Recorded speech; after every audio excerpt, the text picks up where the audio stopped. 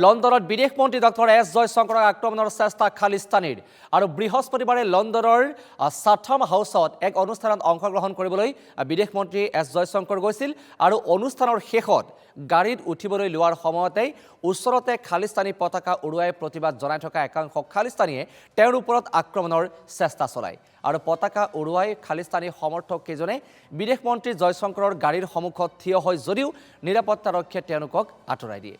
এই ঘটনাৰ পাছতেই ছ'চিয়েল মিডিয়া যোগে ভাইৰেল হৈ পৰে সমগ্ৰ দৃশ্য আৰু বিদেশ মন্ত্ৰী জয়শংকৰৰ গাড়ীৰ সন্মুখত ভাৰতৰ ৰাষ্ট্ৰীয় পতাকা ফালি পেলোৱাৰ লগতে জয়শংকৰক আগচি ধৰে খালিস্তানী সমৰ্থক কেইজনে। একাংশ আৰক্ষীয়ে ওচৰতে থিয় হৈ থকা স্বত্তেও খালিস্তানী প্ৰতিবাদকাৰীসকলক বাধা নিদিয়া বুলিও অভিযোগ উত্থাপন হৈছে।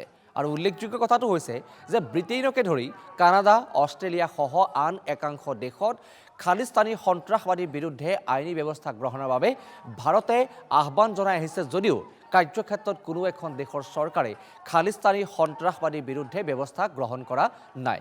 আৰু শেহতীয়াকৈ যোৱা কিছু বছৰত কানাডা আৰু ব্ৰিটেইনত খালিস্তানীৰ সক্ৰিয়তা বৃদ্ধি পাইছে। ইয়াৰ পূৰ্বে লণ্ডনত ভাৰতীয় উচ্চায়ুক্তৰ কাৰ্যালয়টো আক্ৰমণ চলোৱা হৈছিল আৰু 2023 চনৰ মাৰ্চত পঞ্জাৱত খালিস্তানী নেতা অমৃতপাল সিঙক গ্ৰেপ্তাৰৰ প্ৰতিবাদত লণ্ডনত থকা ভাৰতীয় উচ্চায়ুক্তৰ কাৰ্যালয়ত আক্ৰমণ চলাইছিল খালিস্তানীয়ে।